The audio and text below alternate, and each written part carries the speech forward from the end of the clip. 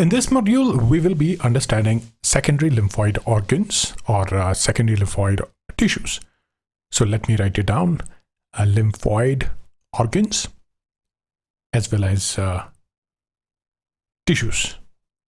These are really important, structural component of our body. And this is again, the part of the course that we are creating, which is innate immunity course, right? We are understanding innate immunity. Now, secondary lymphoid organs, they are the sites specifically where the immune response is initiated. So if I talk about secondary lymphoid organs, what I mean by that is these are the sites, specific sites where the immune response is initiated or started, where the immune response will start. So what happens is they can allow those immune cells, so let's imagine this is one of the immune cell, to interact with the pathogenic organisms, expressing those antigenic components on the surface. Just imagine this is the pathogen and this is the antigen on the surface, and it's interacting with the immune system, and that will basically initiate the immunity, right? If we talk about major organs, if we talk about major secondary lymphoid organs, we have three important categories. The first one, or the organs, first one is spleen, highly important organ. Second one is lymph node, okay? And the third one is nothing but the lymphoid tissues. Lymphoid tissue, we have three distinct category in lymphoid tissues. The first one is SALT, S-A-L-T. The second one is MALT, M-A-L-T, and then B-A-L-T, BALT. Okay, and I'll explain all these things once we reach there. Okay, now let's talk about spleen, and we need to start with the structure. Okay, let's see the structure. So this is the molecular structure, and you can actually see different components in spleen. We'll start with the outermost covering, which is capsule. It's the outer connective tissue covering the spleen. It protects the spleen. And next is, let me write it down, which is also known as, trabeculae, T-R-A-B-E-C-U-L-A, trabeculae. And these are the extension of the connective tissue from the capsules inside the spleen. Next is, this one is the vesicular sinusoids. These are, wide blood filtrate channels. And next one is red pulp. You have region involving the blood filtration. After that, you have artery. You also have vein, vein blood vessel carrying filtered blood away from the spleen. Next, you have this region, which is, germinal center. It's a really, really important component of the spleen. And then next is you have this region right over here, which is primary follicle. And then further, what you have is this part, which is the PALS, which is periarteriolar lymphoid sheath, PALS. Okay, really important component. It is a T cell rich region surrounding the central arteries in the spleen. Okay, and if we talk about both of these components, primary follicles as well as PALS, it is the white pulp. Okay, let me cover it, and then this is the region which is called white pulp, and that is the region where it's also known as immune region. And yeah, these are all important components of the spleen. And let's talk about the further key points regarding the spleen. The first one is it's highly organized. It's highly organized lymphoid organ. Okay, one of the most important. Second one is it's present in the abdominal cavity in our body. And if we talk about functions, filtration is one of the important functions of this particular organ, and then trapping of the pathogen is another important aspect of the spleen. And next, if we talk about key events that happens in the spleen, one is macrophages and dendritic cells. They're going to capture the antigen. So let me show it with the illustration where I'm showing this one is your macrophages, right? That's a macrophage.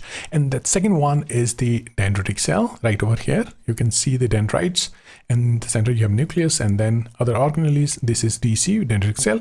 The role is to capture antigens. And then if we talk about macrophages, specifically macrophages, they basically play a role in eating pathogen, which is phagocytosis, right? Eating the pathogens, engulfing and digesting, and these are antigen presenting cells. Basically, they will process the antigen into peptides.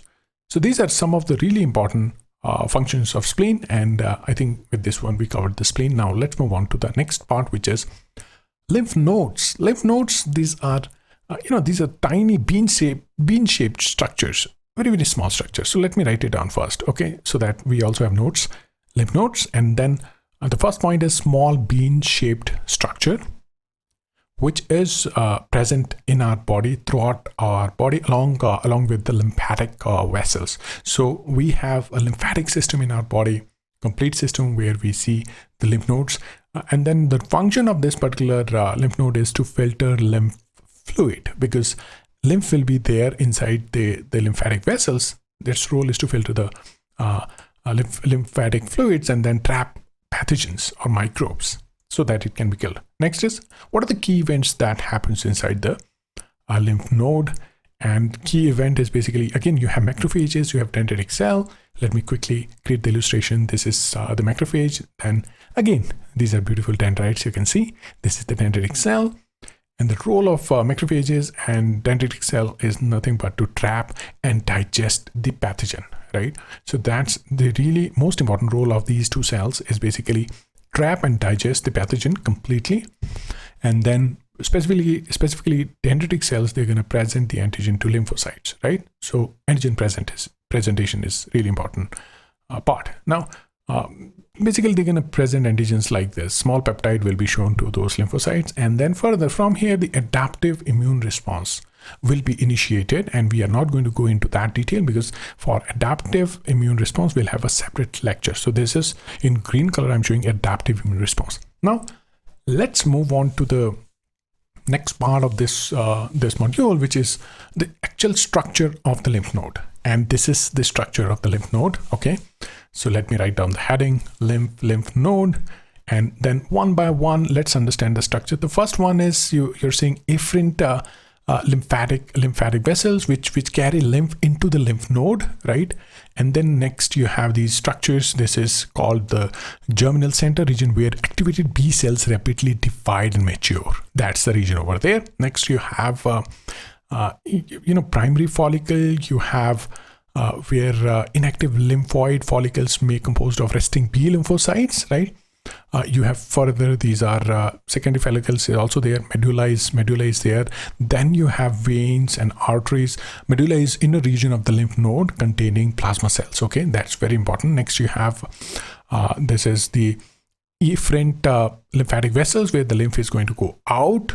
These are some of the really important regions of the lymph node. Then you have cortex, and then further, in addition to that, you have paracortex.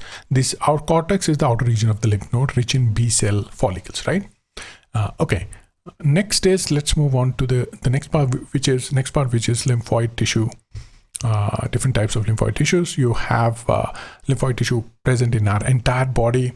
And this is the epicenter of antigen sampling, where the antigen sampling is going to happen. The first one is the SALT, S-A-L-T, skin-associated lymphoid tissue. It's associated with skin. Its role is to protect skin from the pathogens, right? The next one we have is MALT, which is mucosa-associated lymphoid tissue. Mucosa-associated lymphoid tissue, which is present in mucous membrane. Its role in digestive tract, respiratory tract. You have another one, which is urogenital tract, and it's going to protect these different regions in our body. The third one again is very, very important, BALT, which is bronchus-associated lymphoid tissue. It is present in respiratory tract. Its role is to protect lungs and airways. That's really important role. It is less organized than the MALT and also the SALT. It's not that organized like both of these initial lymphoid tissues, right? The main role of the secondary lymphoid organ is to connect the innate immunity with the adaptive immune response. That is the most important role of these lymphoid tissues. They connect our innate immune response. Right? Okay, so that covers our secondary lymphoid organs. We have already covered the primary lymphoid organs, and now we have also gone through the secondary lymphoid organs.